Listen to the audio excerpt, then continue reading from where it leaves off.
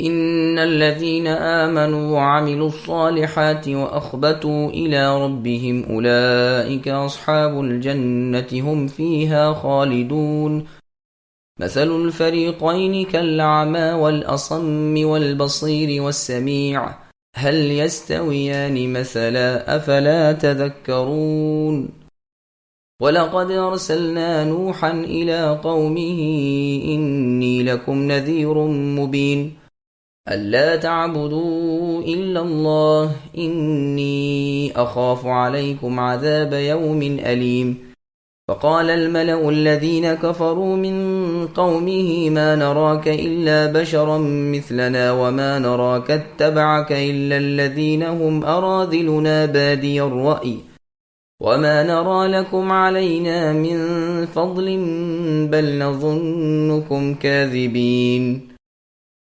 یقیناً جو لوگ ایمان لائے اور انہوں نے کام بھی نیک کیے اور اپنے پالنے والے اللہ کی طرف جھکتے رہے، وہی جنت میں جانے والے ہیں جہاں وہ ہمیشہ ہی رہنے والے ہیں۔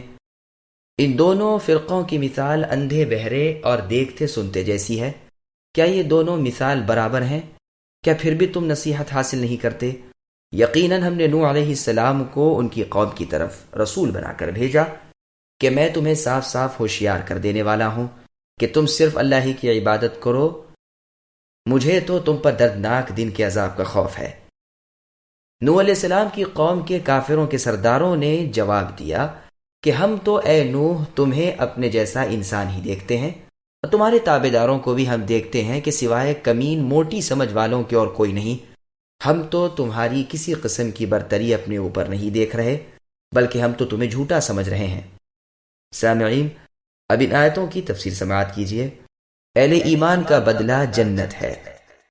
براؤں کے ذکر کے بعد اب بھلوں کا بیان ہو رہا ہے، جن کے دل ایمان والے، جن کے اعضاء فرما برداری کرنے والے تھے، قول و فعل سے فرمان الہی بجا لانے والے اور نافرمانی رحمان سے بچنے والے تھے، یہ لوگ جنت کے وارث ہوں گے۔ بلند بالا خانے، بچھے بچھائے سجے سجائے تخت، جھکے ہوئے خوشوں اور میووں کے درخت، ابھرے ابھرے فرش، خوبصورت بیویاں، قسم قسم کے خوش ذائقہ پھل، چاہت کے کھانے، لذیذ پینے اور سب سے بڑھ کر اللہ تعالیٰ کے خوبصورت چہرے کا دیدار، یہ نعمتیں ہوں گی جو ان کے لیے ہمیشگی لیے ہوئے ہوں گی۔ نہ انہیں موت آئے، نہ بڑھاپا، نہ بیماری، نہ غفلت، نہ پاخانہ، نہ پیشاب، نہ تھوک، نہ ناک یعنی نہ نزلہ ہوگا۔ مشک بوئے پسینہ آیا اور غذا ہضم۔ پہلے بیان کردہ کافر شقی لوگ اور یہ مؤمن متقی لوگ بالکل وہی نسبت رکھتے ہیں جو اندھے بہرے اور بینا اور سنتے میں ہے۔ کافر دنیا میں حق کو دیکھنے سے اندھے تھے اور آخرت کے دن بھی خیر کی طرف راہ نہیں پائیں گے، نہ اسے دیکھیں گے۔ وہ حقانیت کی دلیلوں کے سننے سے بہرے تھے، نفع دینے والی بات سنتے ہی نہ تھے۔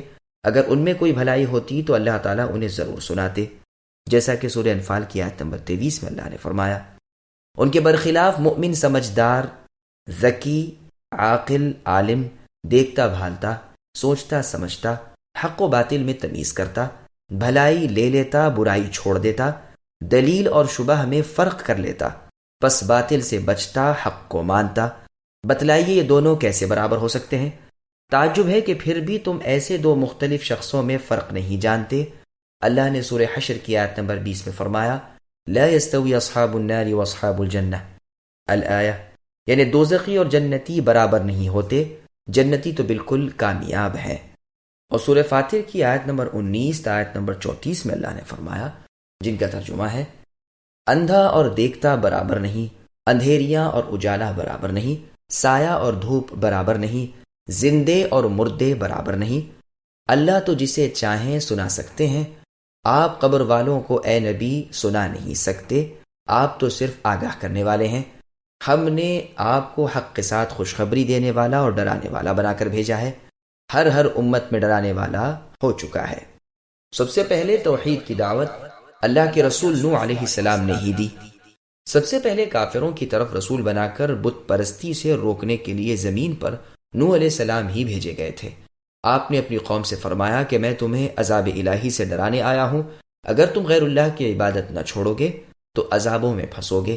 دیکھو تم صرف ایک اللہ تعالیٰ ہی کی عبادت کرتے رہو اگر تم نے خلاف ورزی کی تو قیامت کے دن دردناک سخت عذابوں کا مجھے تم پر خوف ہے۔ ان کی قومی کافروں کے رؤساء یعنی بڑے سردار اور امراء بول اٹھے کہ آپ کوئی فرشتے تو ہے نہیں، ہم جیسے ہی ایک انسان ہیں، پھر کیسے ممکن ہے کہ ہم سب کو چھوڑ کر ایک ہی کے پاس وحی آئے؟ اور ہم اپنی آنکھوں دیکھ رہے ہیں کہ ایسے رذیل لوگ آپ کے حلقے میں شامل ہو گئے ہیں، کوئی شریف اور رئیس آپ کا فرمانبردار نہیں ہوا، اور یہ لوگ بے سوچے سمجھے بغیر غور و فکر کے آپ کی مجلس میں آ بیٹھے ہیں اور ہاں میں ہاں ملائے جاتے ہیں۔ پھر ہم دیکھتے ہیں کہ اس نئے دین نے تمہیں کوئی فائدہ بھی نہیں پہنچایا کہ تم خوشحال ہو گئے ہو، تمہاری روزیاں بڑھ گئی ہوں، یا خلقہ و خلقہ میں تمہیں کوئی برتری ہم پر حاصل ہو گئی ہو، بلکہ ہمارے خیال سے تو تم سب جھوٹے ہو۔ نیکی اور صلاحیت اور عبادت پر جو وعدے تم ہمیں دار آخرت کے دے رہے ہو، ہمارے نزدیک تو یہ سب بھی جھوٹی باتیں ہیں۔ ان کفار کی بے ڈھنگی کو دیکھیے، اگر حق قبول کرنے والے نیچے درجے کے لوگ ہوئے تو کیا اس سے شان حق گھٹ گئی؟ حق حق ہی ہے، خواہ اس کے ماننے والے بڑے لوگ ہوں خواہ چھوٹے لوگ ہوں، بلکہ حق بات یہ ہے کہ حق کی پیروی کرنے والے ہی شریف لوگ ہیں، گو وہ مسکین مفلس ہوں، اور حق سے روگردانی کرنے والے ہی ذلیل اور رذیل ہیں، گو وہ غنی مالدار اور امیر امراء ہوں۔ ہاں یہ واقعہ ہے کہ سچائی کی آواز کو پہلے پہل غریب مسکین لوگ ہی قبول کرتے ہیں اور امیر کبیر لوگ ناک بھوں چڑھانے لگتے ہیں۔ اللہ تعالیٰ نے سورہ زخرف کی آیت نمبر 23 میں فرمایا، جس کا ترجمہ ہے کہ آپ سے پہلے اے نبی جس بستی میں ہمارے انبیاء آئے، وہاں کے بڑے لوگوں نے یہی کہا، یعنی دولت مندوں اور سرداروں نے، کہ ہم نے اپنے باپ دادوں کو جس دین پر پایا ہے ہم تو انہی کی خوشا چینی کرتے رہیں گے۔ شاہ روم ہرقل نے جب ابو سفیان رضی اللہ عنہ سے پوچھا تھا کہ شریف لوگوں نے محمد صلی اللہ علیہ وسلم کی تابعداری کی ہے یا ضعیف لوگوں نے، تو انہوں نے یہی جواب دیا تھا کہ ضعیفوں نے، جس پر ہرقل نے کہا تھا کہ رسولوں کے تابعدار یہی لوگ ہوتے ہیں۔ یہ روایت بخاری اور مسلم کی ہے۔ حق کی فوری قبولیت بھی کوئی عیب کی بات نہیں، حق کی وضاحت کے بعد رائے فکر کی ضرورت ہی کیا، بلکہ ہر عقل مند کا کام یہی ہے کہ حق کے ماننے میں سبقت اور جلدی کرے۔ اس میں تأمل کرنا جہالت اور غباوت ہے، یعنی پرلے درجے کی بیوقوفی۔ اللہ کے تمام پیغمبر بہت واضح اور صاف کھلی ہوئی دلیلیں لے کر آتے ہیں۔ حدیث شریف میں ہے کہ رسول اللہ نے فرمایا، میں نے جسے بھی اسلام کی طرف بلایا اس میں کچھ نہ کچھ جھجک ضرور پائی، سوائے ابو بکر رضی اللہ عنہ کے کہ انہوں نے کوئی تردد و تأمل نہ کیا، واضح چیز کو دیکھتے ہی فوراً بے جھجک قبول کر لیا۔ ان کا تیسرا اعتراض کہ ہم کوئی برتری تم میں نہیں دیکھتے، یہ بھی ان کفار و مشرکین کے اندھے پن کی وجہ سے ہے۔ ان کی اگر آنکھیں اور کان نہ ہو اور موجود چیز کا انکار کریں تو فی الواقع اس کا نہ ہونا ثابت نہیں ہو سکتا۔ یہ تو نہ حق کو دیکھیں نہ حق کو سنیں، بلکہ اپنے شک میں غوطے لگاتے رہتے ہیں، اپنی جہالت میں ٹامک ٹویاں مارتے رہتے ہیں۔ جھوٹے مفتری خالی ہاتھ رذیل اور نقصانوں والے ہیں۔ قال يا قوم أرأيتم إن كنت على بينة من ربي وآتاني رحمة من عنده فعميت عليكم أنلزمكموها وأنتم لها كارهون ويا قوم لا أسألكم عليه مالا إن أجري إلا على الله وما أنا بطارد الذين آمنوا إنهم ملاقو ربهم ولكني أراكم قوما تجهلون ويا قوم من ينصرني من الله إن طردتم أفلا تذكرون ولا أقول لكم عندي خزائن الله ولا أعلم الغيب ولا أقول إني ملك ولا أقول للذين تزدري أعينكم لن يؤتيهم الله خيرا الله أعلم بما في أنفسهم إني إذا لمن الظالمين۔ نوح علیہ السلام نے کہا، میری قوم والو، مجھے بتلاؤ تو اگر میں اپنے رب کی طرف سے کسی دلیل پر ہوا اور مجھے اللہ نے اپنے پاس کی کوئی نعمت عطا کی ہو، پھر وہ تمہاری نگاہوں میں نہ آئی، تو کیا زبردستی میں اسے تمہارے گلے سے مند دوں حالانکہ تم اس سے بیزار ہو؟ میری قوم والو، تم سے اس پر کوئی مال نہیں مانگتا، میرا ثواب تو صرف اللہ تعالیٰ کے ہاں ہے، نہ میں ایمانداروں کو اپنے پاس سے نکال سکتا ہوں، انہیں اپنے رب سے ملنا ہے، لیکن میں دیکھتا ہوں کہ تم لوگ جہالت کر رہے ہو۔ میری قوم کے لوگوں، اگر میں ان مؤمنوں کو اپنے پاس سے نکال دوں تو اللہ کے مقابلے میں میری مدد کون کر سکتا ہے؟ کیا تم کچھ بھی غور و فکر نہیں کرتے؟ میں تم سے نہیں کہتا کہ میرے پاس اللہ کے خزانے ہیں۔